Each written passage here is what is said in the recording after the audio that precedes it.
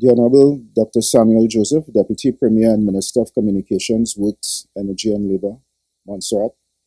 The Honorable Melford Nicholas, Minister of Information, Broadcasting, Telecommunications and Information Technology, Antigua and Barbuda, and President of the Caribbean Telecommunications Union. Ms. Bernadette Lewis, Secretary General, Caribbean Telecommunications Union. Permanent Secretaries, Technical Officers, and representatives of the CTU member states, representatives of regulatory organizations, internet organizations, network and internet service providers of CTU member states, members of the CTU Secretariat, industry sponsors and partners, distinguished delegates, members of the media, ladies and gentlemen. Good morning. Well, as you've heard, I've been asked to deputize for my minister. And I think that is one of the purest examples of policy being formulated by the minister and implemented by the public officer. All right? So I'm here to implement policy. All right? Can I have a show of hands of the persons who are visiting Trinidad and Tobago for this forum? Welcome to Trinidad and Tobago. All right, and of course, welcome to the forum. I had the privilege of, representing Minister at another ICT event last week, and I was able to tell the delegates, those present, that okay, so we are in the midst of our carnival season, and just as people were enjoying different elements, whether it's the calypso, whether it's the dance, the limbo, as the case might be, I felt it important to point out to them that ICT needs to become a part of our culture, not just in Trinidad and Tobago, but throughout the Caribbean region. So just as carnival is, well, most of us have carnivals across the region. So whether you're in Jamaica and you have jerk or you have reggae, dancehall, in Barbados you have flying fish and whatever, and as it goes around the region, ICT must pervade every element of our culture.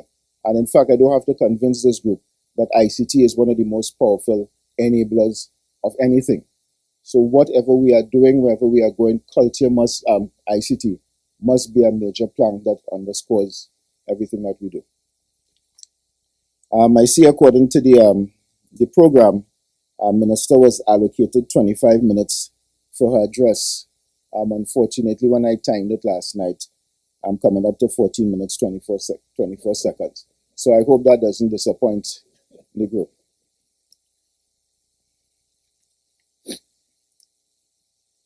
If I may, with your indulgence, I would begin by asking you to take a trip with me into the future. Imagine what the world would be like in 10 years, or even let's say in 5 years' time. How will we communicate? Will language barriers still exist? How will we interact with each other and do business? What will be the jobs of the future? Most of us here have families, some children, and even for a few, grandchildren. I want you to imagine your family in 5 years' time. What do you imagine? What comes to mind? Did you imagine tablets and electronic devices rather than books? Holograms rather than face-to-face interactions? Driverless cars? Think about shopping. Where will we shop? And how would those goods and services be delivered to us? Well, the reality is that there's no need to imagine. The future is already here. The future is now, and the Caribbean region as a whole must hasten its steps if we are to keep pace with the rest of the world. Technological advancements and innovations are exploding exponentially, bringing opportunities for not only enhanced productivity, but also new categories of products and services. Big data, cloud computing, fintech, blockchain, artificial intelligence, the Internet of Things, and 5G technology are constantly shaping our digital future and presenting new opportunities for national and regional development. It is evident that technological change will continue to significantly impact and in some instances enable or drive economic development, growth, and very importantly, government will want its citizens to improve in their standards of living and the quality of life. If we implement and effectively utilize new technologies, the potential benefits are unimaginable. Advances in ICT are increasingly making physical distance less of an obstacle to development. In particular, technologies such as submarine fiber optic cables and advances in mobile telephony will reduce the constraints imposed by geography and together have the potential to change the economic landscapes if these technologies are applied appropriately. However, there have been concerns over disruptive technologies. It has been argued that disruptive technologies may lead to technological unemployment, that is, the loss of jobs caused by technological change.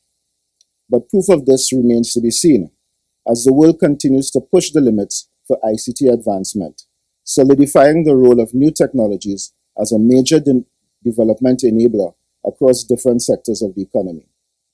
But disruption ought not to be considered negatively.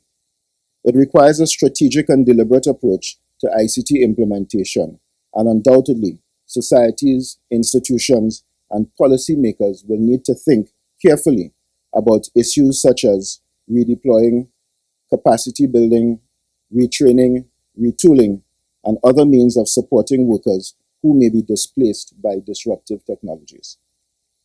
We have grown to depend on technology. Increasingly, it has become more and more a part of our daily lives. Take a moment and look around you. Go ahead. What do you notice? Do you see tech, gadgets, computers, video monitoring?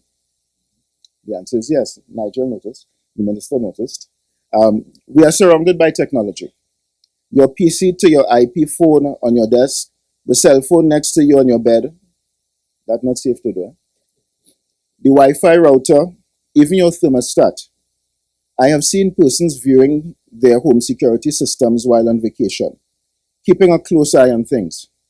Technology has transformed every aspect of our lives, our homes and business. But maybe you need a bit more convincing. So I challenge each and every one of you here today to go one day without your cell phone. Maybe you've done this before. Just 24 hours. Maybe some of us can, but for most of us, it is highly unimaginable, particularly among the younger cohort. As we demand more, innovators and developers find new ways of delivering services. Businesses adapt, and so too must government. Consider for one moment the deployment of technologies such as the Internet of Things in urban areas or in agriculture and combined with big data or artificial intelligence. In urban areas, Internet of Things devices will detect flood threats, alert and provide disaster management agencies with timely data, enabling them to improve their response times. Also, citizens via an app on their mobile phones will be able to report to local government authorities the existence of an open manhole or fallen electrical line. And in agriculture, farmers will be able to monitor the conditions of their fields, be it moisture, acidity, and so on. They will be able to upload the data from the field that will allow them to receive advice on possible remedies. It is for these reasons that I am delighted to say that my ministry, the Ministry of Public Administration, continues to set the stage for the further progression of ICT through the continued implementation of the ICT Blueprint, which is Trinidad and Tobago's National ICT Plan for the period 2018 to 2022. This plan proposes a digitalization framework in support of our wider national development strategy, Vision 2030, and it declares a bold vision for Trinidad and Tobago, characterized by empowered people, competitive business, and transformational government through ICT.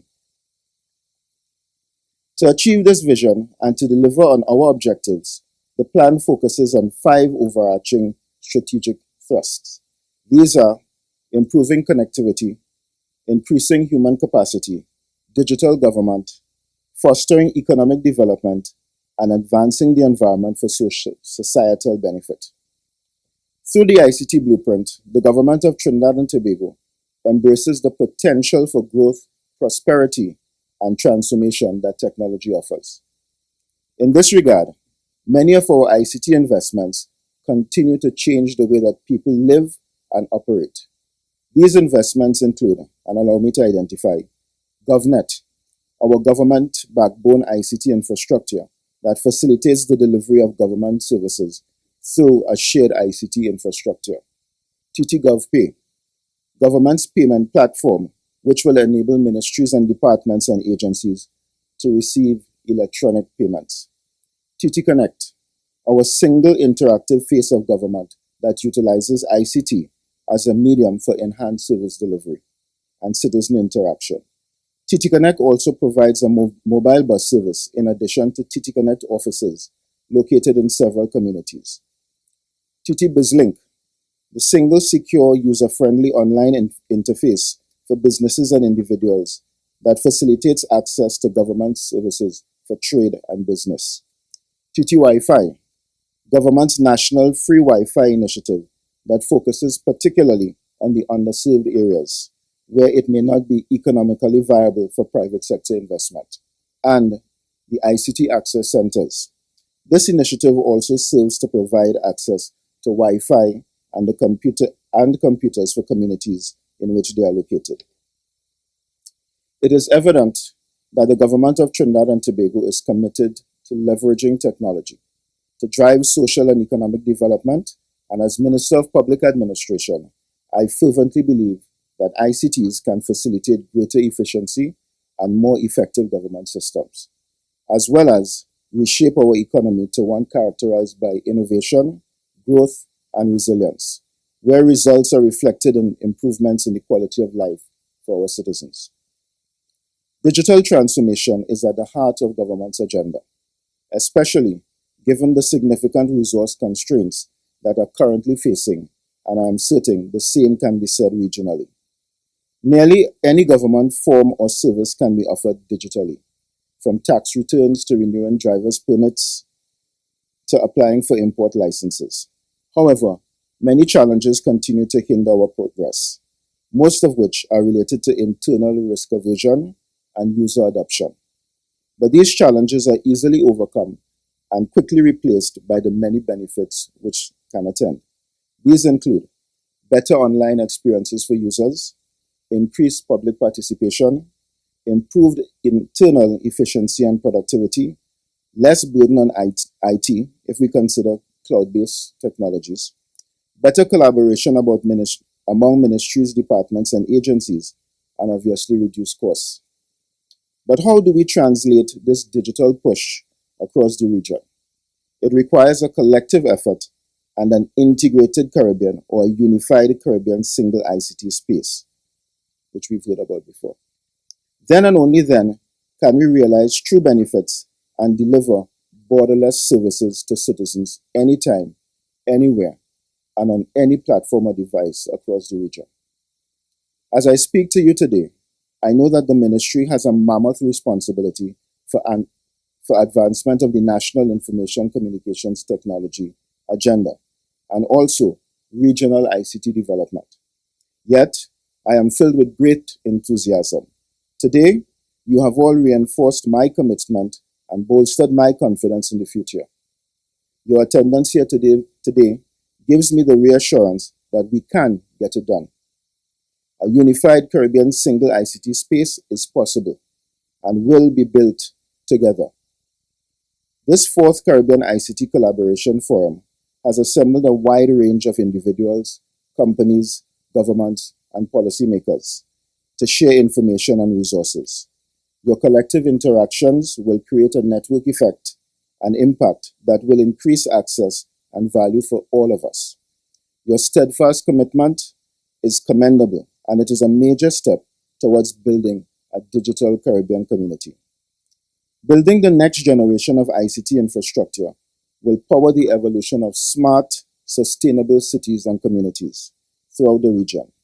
Making modern ICT access more widely available will serve as a catalyst for domestic economic growth, especially at a time where many are faced with significant economic challenges.